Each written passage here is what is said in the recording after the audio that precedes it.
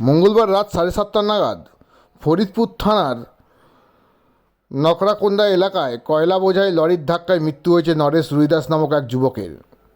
প্রত্যক্ষদর্শীরা জানান, নরেশ রাস্তার পাশে মন্দির থেকে রাস্তার ওপাশে যাওয়ার সময় দুর্ঘটনাটি ঘটে। ঘটনায় ক্ষোভে ফেটে পড়ে স্থানীয়রা। ক্ষতিপূরণের দাবিতে মৃতদেহ রাস্তায় রেখে বিক্ষোভ শুরু করে। পুলিশ ঘটনাস্থলে পৌঁছে পরিস্থিতি নিয়ন্ত্রণে আনে এবং কয়লা বোঝাই লরিটি আটক করে পুলিশ। চালকের বিরুদ্ধে মামলাও হয়। এই ঘটনায় এলাকায় সড়ক নিরাপত্তা নিয়ে প্রশ্ন উঠেছে। গ্রামাঞ্চল শিল্পাঞ্চলের খবর, ব্যুরো রিপোর্ট। একটা আমাদের গ্রামেরই ছোট গাড়ির ড্রাইভার, আচ্ছা উনি এখানে গাড়ি স্ট্যান্ড করে আচ্ছা ওই মন্দির থেকে এই রোডে পার হচ্ছিল, হ্যাঁ আর কয়লা ডিও গাড়ি কয়লার ডিও গাড়ি আচ্ছা। একদম চাপিয়ে দিয়েছে একদম। এখানে আমরা চাইছি এখানে বডি তোলার আগে যতক্ষণ না ফায়সালা হবে ততক্ষণ আমরা বডি পুলিশকে তুলতে দেবো। মানে ফায়সালা মানে ক্ষতিপূরণ আর কি।